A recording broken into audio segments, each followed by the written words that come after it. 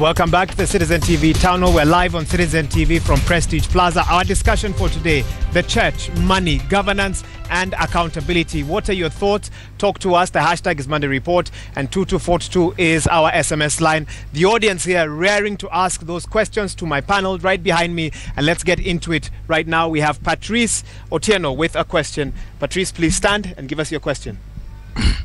Otieno Patrice Ajuang, a student at the University of Nairobi. I have a question. If you look at the Constitution very keenly, in the preamble, it's very clear that we are a nation that reveres very profoundly the presence of God and His omnipresence in taking care of our needs as a nation. Okay. Now, by the MP Muturi Kigano bringing in a statute or a bill in Parliament that seeks to regulate the very freedom, the very fundamental freedom that is embedded both in our preamble and our rights that we should revere very keenly. Does it mean, and its good advocate Kanjama is here to say that isn't that in itself contradicting its very self? And as a responsible Kenyan, I would also note that Kenyans suffer very many problems. Religion is not one of them. I would like, Mr. Muturi to borrow a leaf from His Excellency Babu Wino and to see maybe on things that so you should focus on other problems, development and employment and university education and tertiary education. That is what affects us, not religion. Because in our church, for instance, just 1 minute. Okay. In our church, for instance, we believe like somebody slaps you, that's blessing. And it works for some of us. It's our belief, it's our idea, you understand, and we believe in that and we want to go on with that. Why do you have a problem by what we really revere? Where is that? Okay. Focus on development, focus on employment and those other are weightier things. issues. Thank you. Kanjama, you can respond to that. I think the core point of concern is a valid point of concern, and is precisely what I was saying, that to invite government to regulate creeds or beliefs is a completely unacceptable idea. Not just in Kenya, internationally. You don't have government coming in to regulate creeds.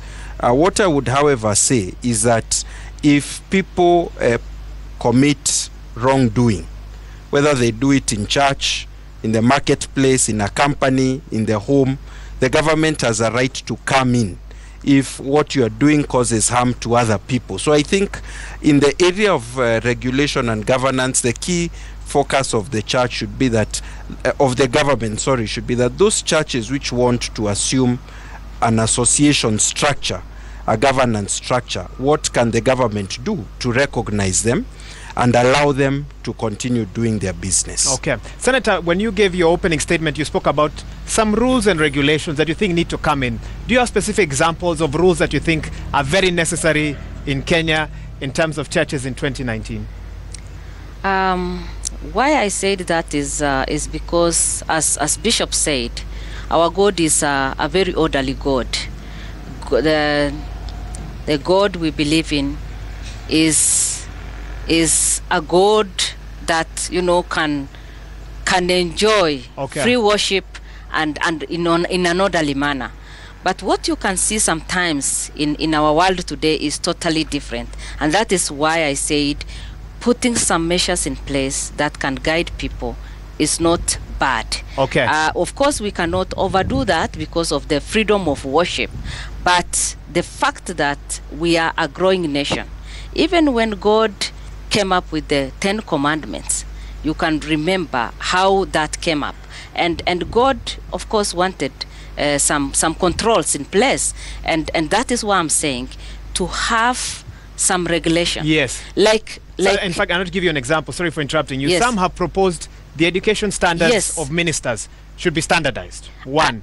Two would be maybe if you have a piece of land, you must have you cannot have more than X number of churches in that location. Are those some of the rules you're talking about? Yes, those are the things I'm talking about. If you are leading a congregation in our today's world, you cannot just dream on the vision. You cannot just depend on the vision and dream, but you have to, that has to be enhanced, and you must be relevant to the contemporary world. And that is why I feel those who are leading a congregation must at least have some kind of training, and also in that training, church administration. You know, managing people is not that easy. Financial management, so that you can be able to at least help yourself and also help the congregation. We must be accountable to one another. That is the only way we can also be accountable to our Creator, the God who has created us. So having educated people who can lead, giving them relevant education, yes, and also having some financial, you know, like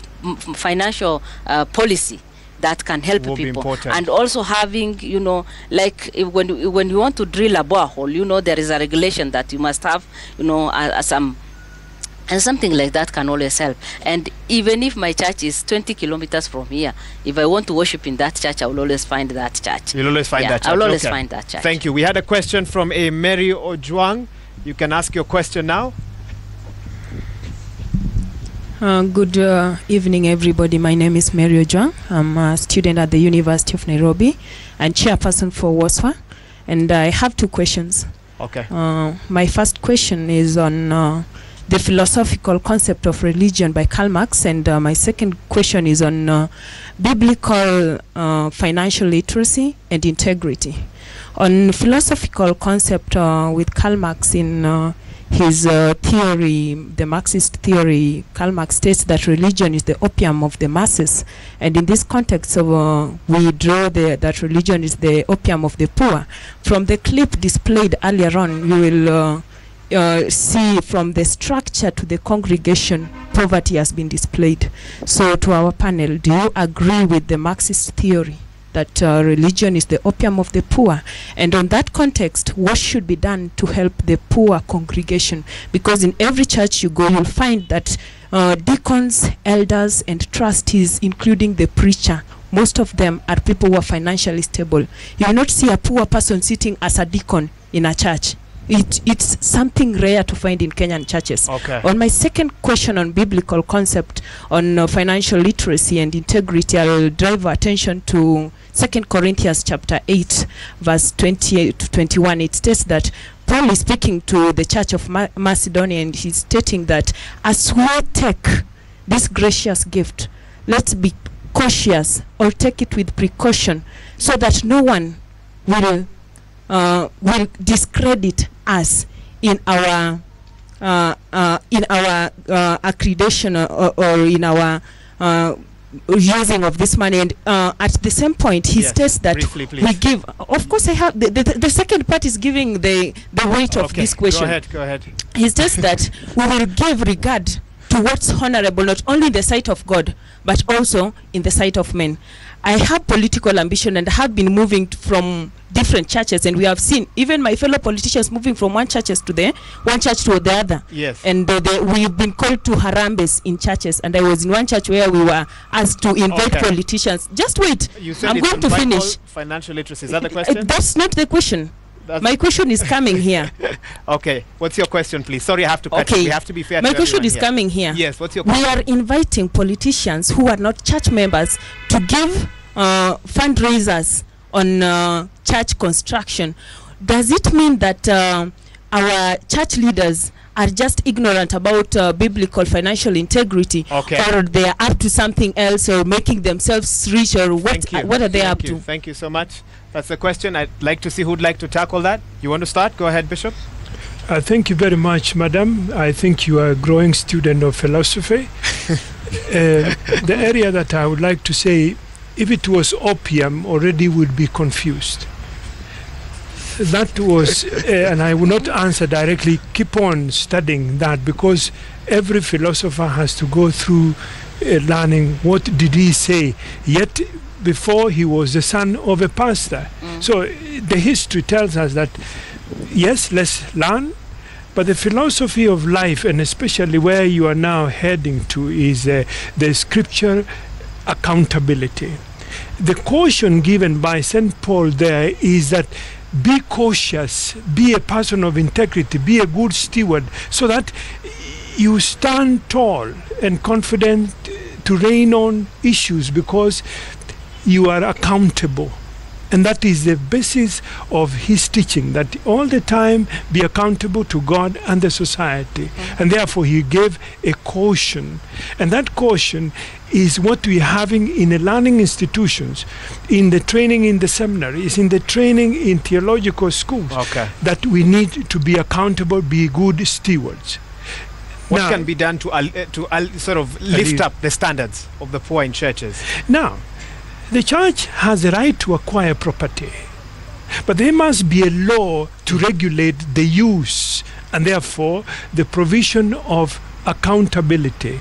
So let the Christians, for example, if you have too much knowledge without wisdom, then that is chaotic society. So I think the application of the wisdom that comes from the Holy Spirit to the congregation. What do you want? You want to build a church? The congregation has to raise the finances from their tithes, from their goods, from selling their hens, the goats, and the sheep, and they bring it. And what they are offering, if in case, say for example, she has touched about politicians, and I hope you will be ethical politicians in the coming day. Don't come to the church as a politician on a day when there is a Sunday collection. Talk to your pastor in the office, and he will give you an opportunity as a politician to speak about politics. But when you are in the church, you are of the same level as any other Christian in the congregation. And therefore, your contribution ought to be silent. You make a contribution. Even if you have 1 million shillings, bring it, but don't make an announcement. Can I ask you something, Bishop? That's a yes or no question. Yes. Should the church be concerned about the poverty of its members? And I think that's what she was asking. Yes. Yes or no? Yes. And if so, what can it do about that? Now, raise for the someone who sits in a position of leadership like you do. My responsibility is to enable my people to chat out and say, what are the needs of the community? What are the needs of the community? We have lack of education. I bring schools. We have issues about health. We start health facilities. If there is a need to go in the small Christian community from the point of view of the Catholic Church, is to understand what are your needs. And the leaders in the small Christian community voice that to the pastor and say, in our community we have children who are poor. Let's alleviate their suffering. And that is why you find the churches, say for example here in Kibera, Christ the King, you find the Catholic Church there, and we bring the nuns, we bring the brothers. Yes. So we provide the personnel so that they can also do a research. And once they have done the research, then we apply. Understand the needs of the community. Yes. And then how to alleviate them. Yes. Okay, let me bring in another question. Andrew Shonko. Okay, go ahead, Bishop. I think there's a fallacy that is going around that is not quite correct. First of all, we are dealing with this issue from a very elitist point of view. We are looking at churches, basically churches in Nairobi, churches in the towns, and that's why we are talking about education, degrees, and so on. The majority of the population of Kenya lives in the rural areas. The majority of the people who attend churches live in the rural areas. The majority of preachers live in the rural areas. These people are people who have not gone to school. Most of them have not, went up to class 8 or from 4.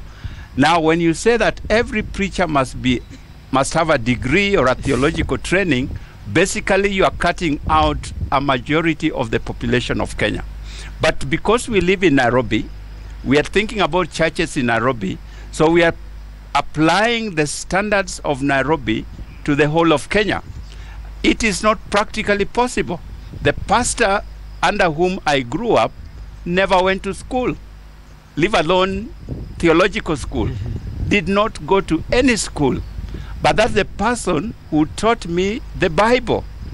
Somebody read for them the Bible. They were able to interpret it. As I sit here, I am very well brought up in terms of the Bible. So if from someone who did not go to school. From somebody who never went to school. So if you insist that a person has to go to Bible school before they can teach others, you have lost a huge population. Okay, okay. The second thing I want to say about... Go ahead, Bishop. Yes. Okay. The second fallacy I want to talk about is the fallacy about money. And the fact that there are people who are defrauding others of money and so on. And living a very flashy lifestyle. You see the cars, you see the houses, exactly. and so forth. Yes. So now, again, we are talking from a very elitist kind of perspective. The majority, again, I can tell you, of the people, when I go back home to the village, our church has no branch in my village. On Sunday, I go to a local church, which is not part of our branch. I sit at that place. I see the pastors who are preaching there. The monies that ordinary people are bringing there, you hardly, it cannot sustain the pastor. These pastors live in their own sweat, as it were. They have chambers, they have other things. Those are the people who are taking care of the majority of Kenyans. Okay, okay. So when you see me with a nice suit here, don't think that all pastors and bishops are like this. You're not representative of all pastors or bishops. I am not the standard. You're not the standard. Advocate, I'm coming to you shortly. Let me get a comment from Andrew Shonko. Andrew, where are you? Okay. There you go. Briefly, please. Yes, my name is Andrew Shonko from St. Paul's University. And I think I'll pick up from what Bishop said about money and church. And when we discuss about the issue of money and church, we cannot overlook the issue of leadership, which on our constitution, Article 73 of the constitution actually stipulates so well on the kind of people who are supposed to lead in terms of business, churches, and so on. Integrity should be very key. That's why you are seeing when there are elections in churches, you find that the people are actually fighting. Why are they fighting? Because they know at the end of the day, in church, there is some money that they will get when they are in those area of leadership. The other thing that I actually say is about checks and balances, which is actually the mandate of the church. We are finding that nowadays the church is actually not doing the checks and balances. They're receiving the check and sharing the balances, which is actually an issue that has to be discussed. Okay. The Bible says that my people perished because of lack of knowledge. They have to teach the church members that actually read the Bible, interpret the Bible for yourself, and you will actually be able to know what is right and wrong. It also says that test the faith. If you get someone telling you like eat the grass, like what the bishop was saying, test that faith. Is it actually the correct faith that I should follow? Thank you. Thank you. That sounded more like a comment than a question. Let me get Purity. Let me get your feedback. Then Wakili, I'll come to you. Go ahead. My name is Purity Chepkoech from St. Paul's University. Put the mic closer to your mouth. Go ahead. I'm Purity from St. Paul's University.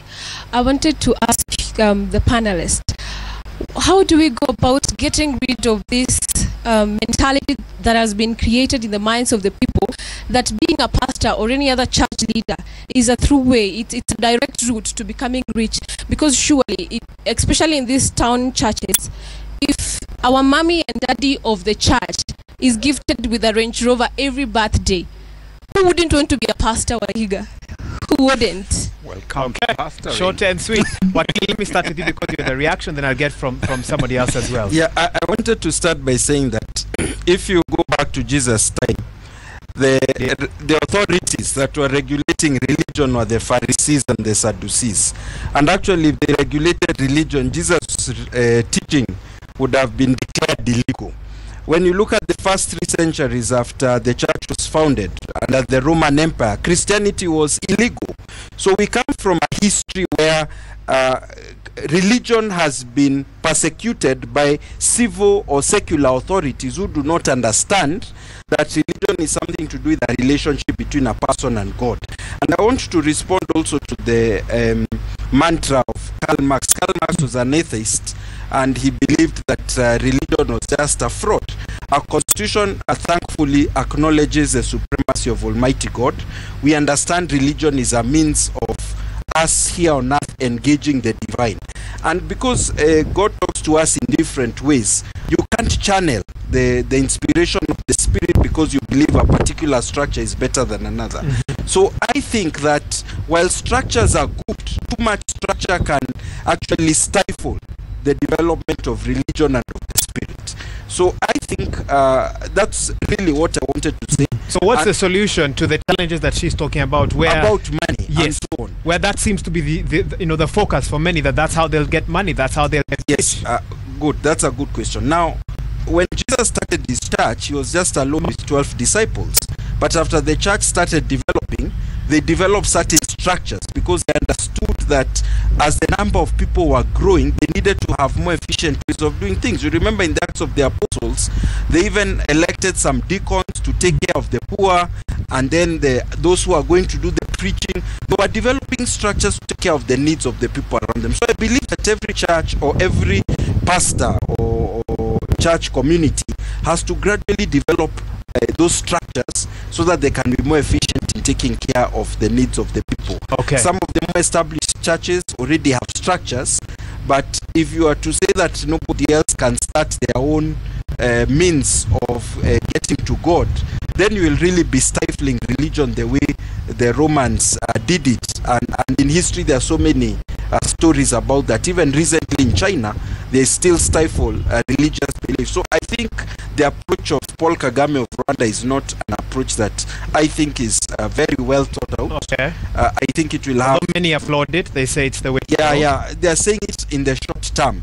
In the medium and long term, they'll discover that the moment the state starts controlling religion, it takes away even the last freedom that people have, even to challenge the overreach by the state, which always tends to do much worse than the church does. Fair enough. Let me get a quick comment from Senator. You heard what she said. Yes. Range Rover, path of the Range Rover, that's a sign of success, and many are following that particular path, hoping to achieve similar goals. How do you change that amongst people?